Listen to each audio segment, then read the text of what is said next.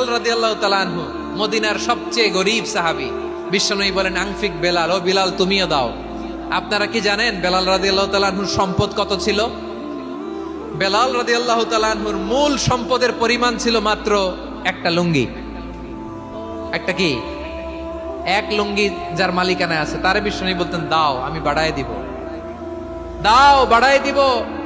আরশের অধিপতির কোনো কমতি নাই।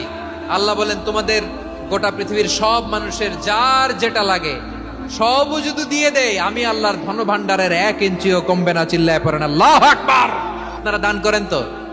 হ্যাঁ, নাকি পকেট থেকে হাত বেরোয় না? বের হয়। মুক্ত হস্তে দিবেন আমার ভাইরা, মুক্ত হস্তে। আল্লাহ সুদকে ধ্বংস করে দেয় আর দানকে বাড়িয়ে দেয়। সুদের সাথে আমাদের কোনো সম্পর্ক না। আল্লাহ বলেন, ইয়ামহাকুল্লাহুর রিবা ওয়া ইউরবিস সাদাকাত। আল্লাহ সুদকে ধ্বংস করেন, দানকে বাড়িয়ে দেন।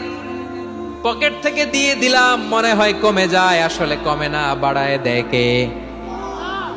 মনে হয় কমে গেছে, আসলে বাড়ায় দেয় কে? আপনি দিলে আপনারে দিবে কে? আল্লাহ দিবে। আপনার কাছে মনে হয়েছে কমে গেছে, আসলে কমে নাই। আল্লাহ বলেন, দানের দৃষ্টান্ত কেমন তোমরা জানো নাকি?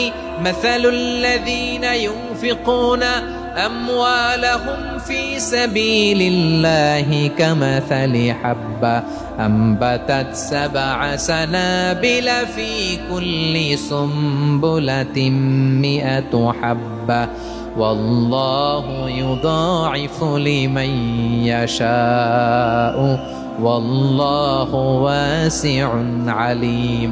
আল্লাহ বলেন, সম্পদের মায়া ছেড়ে তুমি যে মসজিদের দান বক্সে দান করো, তুমি যে মাহফিলের এই অনুষ্ঠানে দান করো, তুমি যে গরিবের হাতে টাকা তুলে দাও, তোমার এই দানের দৃষ্টান্তটা হলো একটা চারা বীজের মতো।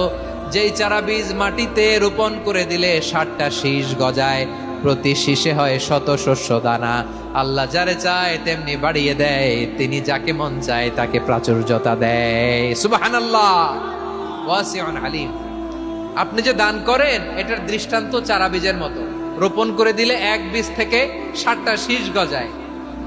আমার ভাইয়েরা, বীজ রোপণ করলে শীষ বলেন না ময়মনসিংহ, এটারে কি বলে? শীষ।